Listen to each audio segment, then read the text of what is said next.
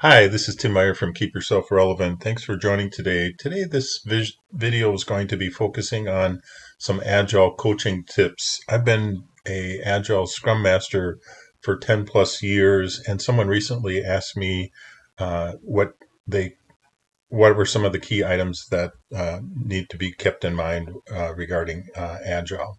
So I wanted to put this video together just to provide some quick thoughts on some of the key items that I feel are needed.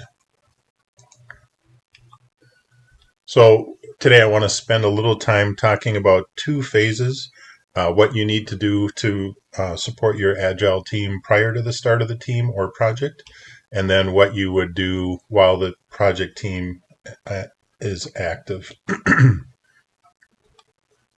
So prior to the start of the project or the team being formed is you want to make sure that everyone on the team has been given an opportunity to complete some Agile training. That would be both on Agile Scrum, if you will, as well as making sure that they also have some training on how to write and create user stories and uh, what constitutes a good user story, because the majority of the time is spent um, going through the user stories. If they're not clear, that will quickly derail your development time as well.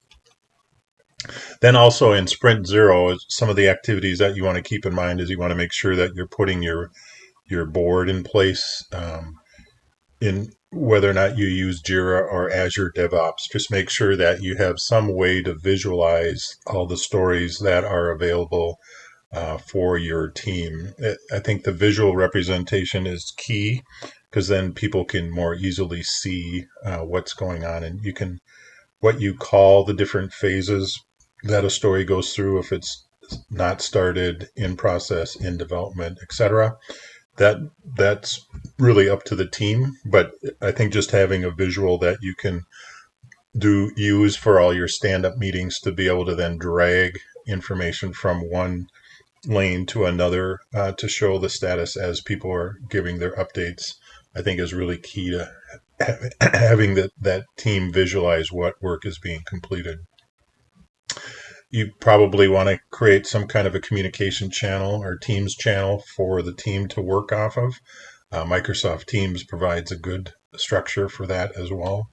And then you want to make sure you spend a fair amount of time talking through your definition of done, which is a key element to making sure that when the story is viewed as being complete, you have a checklist that identifies what criteria is needed to mark that as done. Is there a code review? Is there a certain set of test scripts that are completed?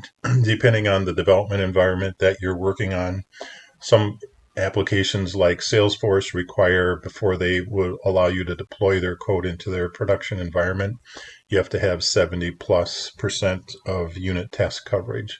So you'll want to define amongst your team what your definition of done is and make sure that that's clear. Now, obviously, you can continue to adjust and add to that as you go through the project, but you want to make sure you have a good starting point before you start your development.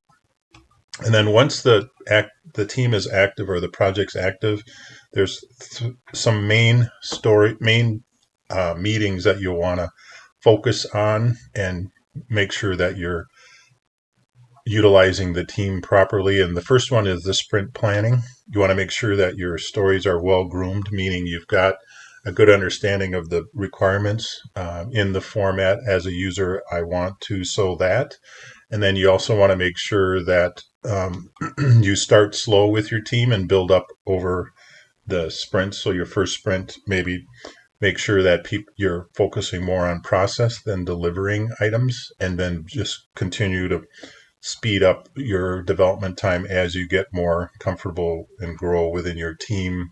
You're going to see a little bit of a slower start on a new team that maybe Agile is not is a little new to them, as well as everyone starting to get to know how to work with a new team. I like to use 3-week sprints. 2-week sprints tends to be a little quick. You spend a lot of time prepping for the sprint planning and the um, the sprint demos.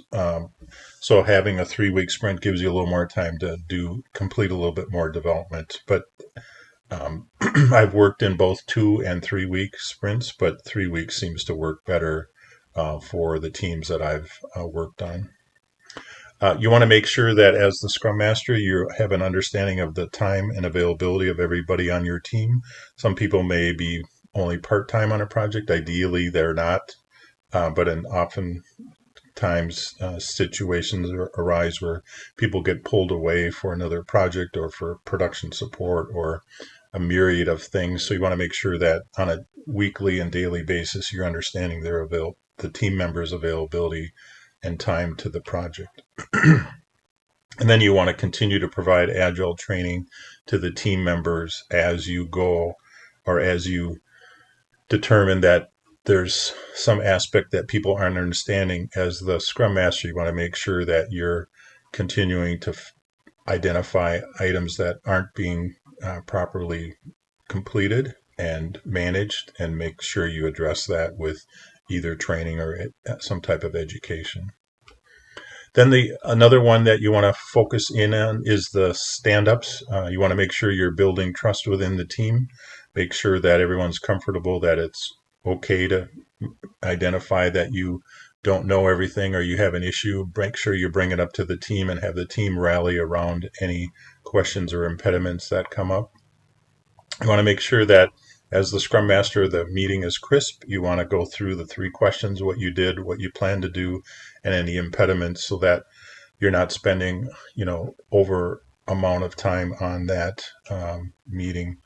And then make sure that as the Scrum Master or the leader of the Scrum, that you're scheduling follow-up meetings rather than try to resolve items in the stand-up. Now, there might be a time where someone asks a question um, based on an impediment, and if it feels like you can resolve it quickly, you do that. But otherwise, you want to make sure you're continuing and focus on what you did, what you plan to do, and any impediments, and then try to schedule follow-ups for any resolution items.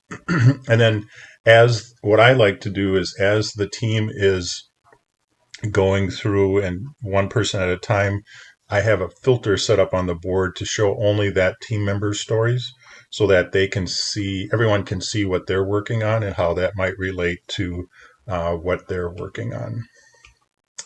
In addition to that, in the grooming sessions, which are also key to making sure that stories are well defined, is you want to spend some time on the features, or people might call them epics, but a level above the story, and making sure that you use the Gherkin method for that. I like to use that as a way to identify the scenarios that you're going to be covering. It just feels like a real good method to use for that particular feature, and it helps identify what it is that you're trying to get accomplished in that feature, and then you can build your stories from that baseline.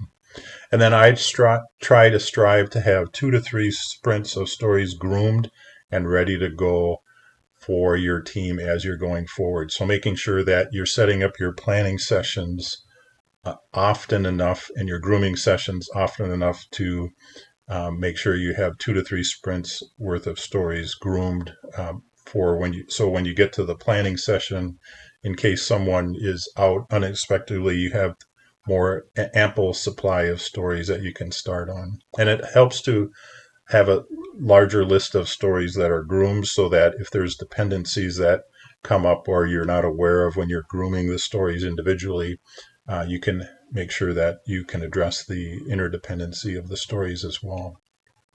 And then you want to make sure you're also focusing on the acceptance criteria.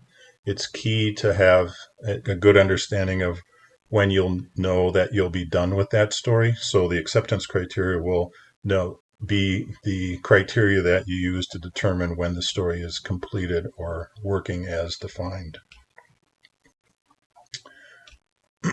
And then in sprint demos, one of the other things that I like to do is I prefer doing demos more than once a sprint, so that it doesn't take quite so much time to do the sprint demo, and there's not as much preparation, and it's more spontaneous. I think the team tends to thrive on the individual successes, and they feel more camaraderie amongst the team when you can see that someone's completing work and you're showing it to your product owner. So I prefer to do more smaller demos more frequently than just the last day of the sprint. Um, and then, unless the stories are related or dependent, I tend to do them individually and as they get developed. And obviously, one of the keys to building your team and trust amongst the team, both the team and the product owner, is to celebrate those completion of the stories, especially when the team is new to Agile and is starting to get their feet wet and how to do projects in Agile. You want to focus on that. And then on the sprint retrospectives, which is another meeting in the Agile world, you want to make sure that you're identifying what went well, what did not go so well. And then what I do is I try to identify one or two possible items for improvement and make sure that you're focusing on just one or two items, possibly one every sprint. And then you could add two if it feels like the first item wasn't that big of an item to accomplish. And then as you go through the process of doing your sprint retrospectives, if you have sprint one and you identified an item, when you get to the sprint two retrospective, you want to make sure you get a status from the item from sprint one to make sure it's actually improved, and then either continue to work on that, improving that one, or mark that as completed. And then obviously you want to mark that as a success, one of the success criteria for your project, and that you're constantly showing improvement, which will build up momentum and add to your ability to increase your velocity over time. So those are just a few of the items that I thought would be helpful if you're starting to journey on a agile environment. So if you like this video, please consider giving it a like and please consider subscribing. Thank you.